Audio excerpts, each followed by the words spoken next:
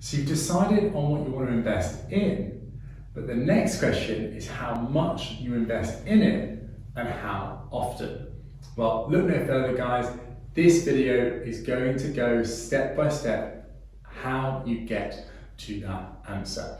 We'll be using the Ray Dalio all-weather portfolio approach as an example to work through. So without further ado, let's jump in.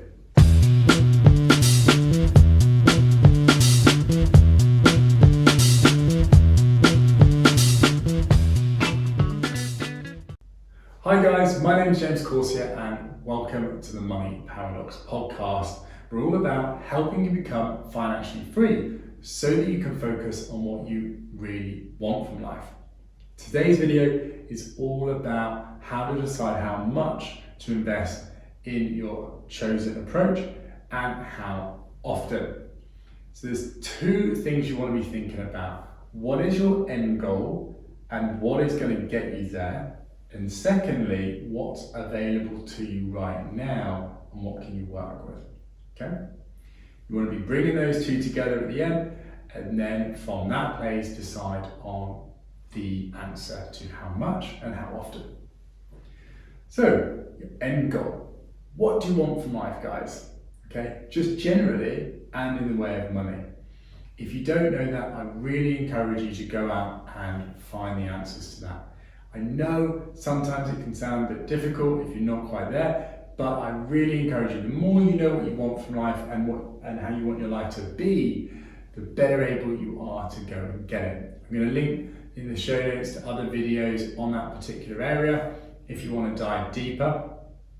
But whatever that is, there's a whole load of things that you're going to need to do to be able to unlock that to get what it is that you want, one of which is going to be money related.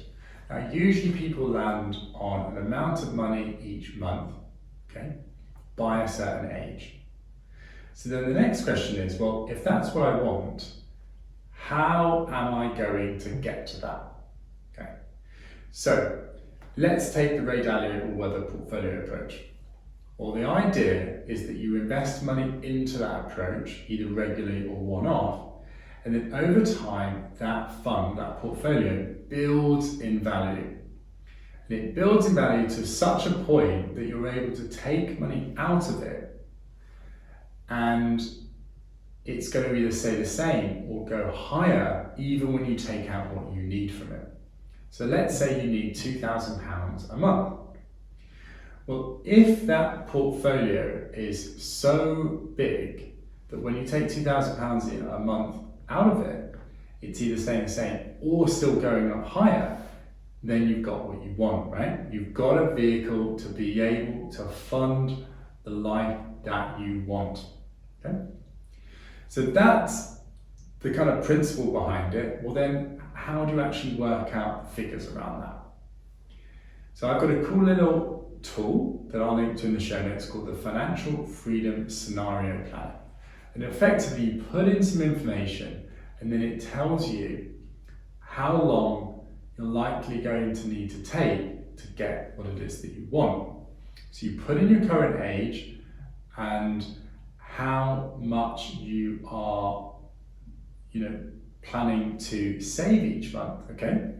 And what it will do is it will build that in each month and each year, okay? And it will factor in how much your portfolio is building over time.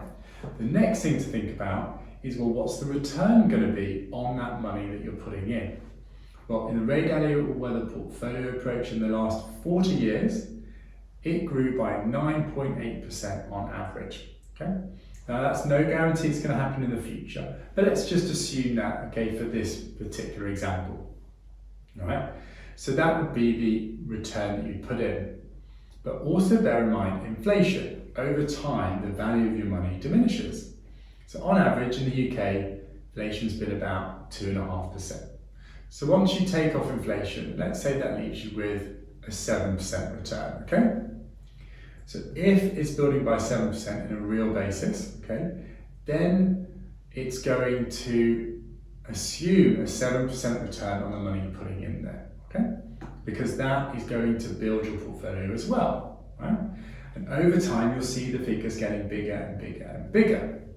But then the next question is, well, okay, how big does it need to get? Well, this is a big, big debate. But generally speaking, the most common number people talk about is the 4% rule. If you take 4% out of your portfolio each year, then usually that is enough so that the portfolio either stays the same or gets higher even though you're taking that money out. Now usually that 4% comes when people are investing in the stock market with a small amount of bonds, usually, or just all stock market. This approach is a bit different. So let's run through that example. Let's just say, like we said, we're expecting a 7% return each year. And we're taking 4% out each year. Well, on average, it's going to go up more than we're taking from it. So in theory at least, the portfolio is going to still carry on growing even though we're taking that money out. Now there's no guarantee, right? The return could be lower, you could have a big drop at the beginning that could affect things, okay? So you've got to bear that in mind, there's certain risks involved in that. And that all came down when you decided on what approach you wanted to take, okay? But let's just assume that is the example we took. So you put all those figures in and you put it into the tool that I've linked, and it will tell you, well, how many years is it going to take for you to become financially free if you follow that approach. Well, you might look at that number and say, well, actually, no, that's way too long. I want it to be quicker, okay? Well, then you can change things. You can change, for example, how much you save each month. And the more you save, the less time it's going to take, okay? So that's that first step. What do you want from life and what do you need to do to get that? One of those things is going to be money related usually, and often it's an amount of money per month by a certain age. And you can play with various numbers in that tool to work out how long it's going to take for you to get there. The other thing to think about is what's currently possible, okay? Now, the simple formula you want to be thinking about all the time is how much you earn equals how much you spend plus how much you save. So, the key thing about any investment approach is you're going to have an upfront amount that you're going to be investing and an amount that you're going to be regularly investing. The upfront amount is whether you've had an inheritance or that money that you have saved, okay? Right? You're going to think how much of that do you want to be investing into your approach. But secondly, okay, of that regular investing, it's how much you earn minus how much you spend will be how much you save, okay? And then from the savings, that's what you can invest. So the first question is you need to know how much do you earn per month, and then how much you spend per month. How much you earn per month is fairly easy for employees. If you're a business person and you've got multiple streams of income, you want to really sit down and work out what that is.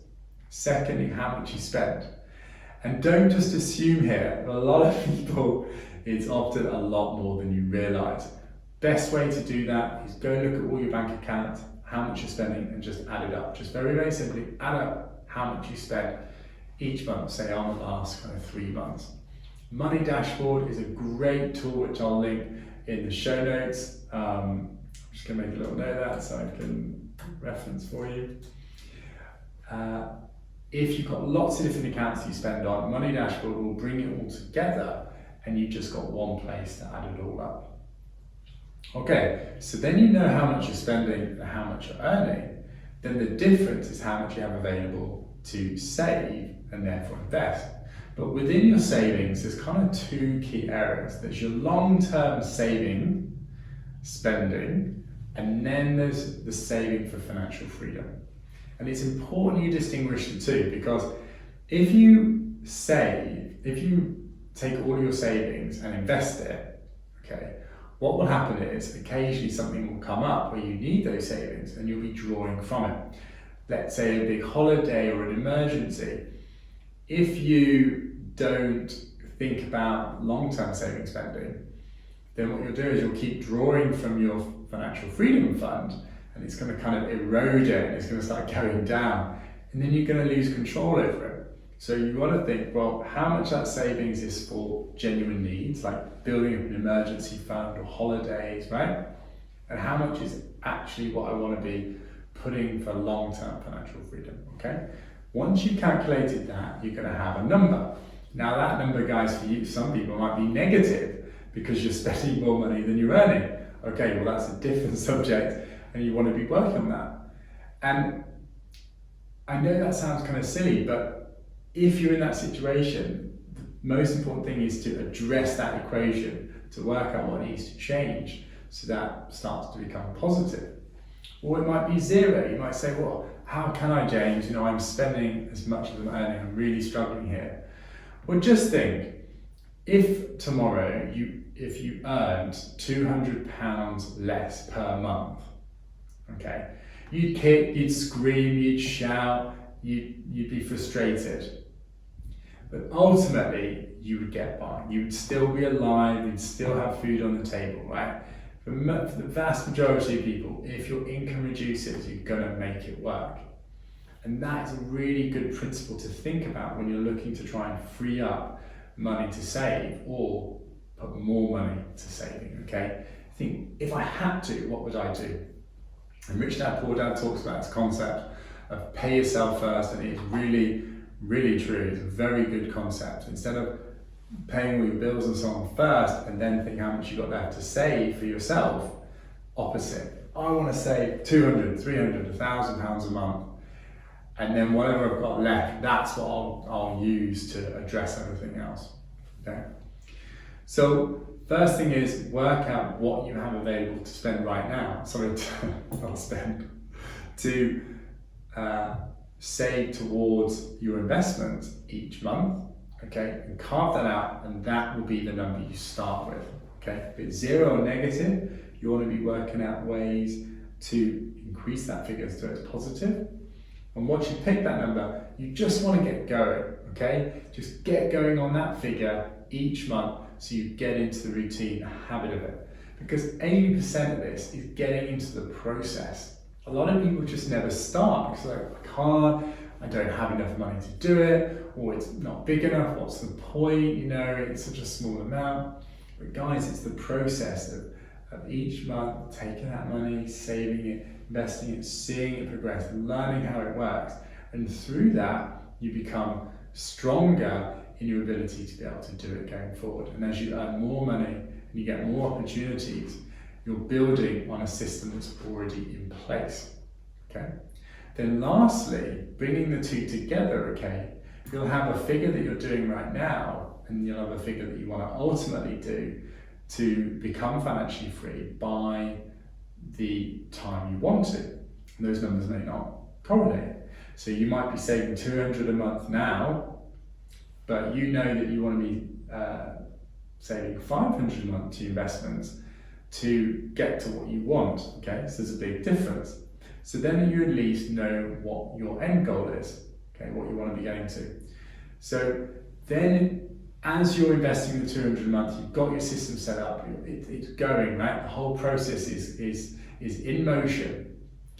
You then get curious, you start thinking, well, how do I increase that figure? How do I increase it from 200 to 210 to 250 pounds a month? Are there things that I'm spending on that I don't really need or are less important for me or I'm not getting much value from? Okay, great, that's unlocking a little bit more money. Oh, well, what about my income? Can I go for that another promotion, or could I apply to another industry where I can make more money providing my skills? Or could I go independent and make more money that way? Could I start a business on the side and make a little bit of money that way? Think of all these different ways to start to bring in more income that I can then put towards my investment approach and start to invest more money each month to get to that end point quicker, okay? So in summary, guys, first, what's your end goal and what do you need to be investing in? How much do you need to be investing each month to get to that end goal by the timeframes you want?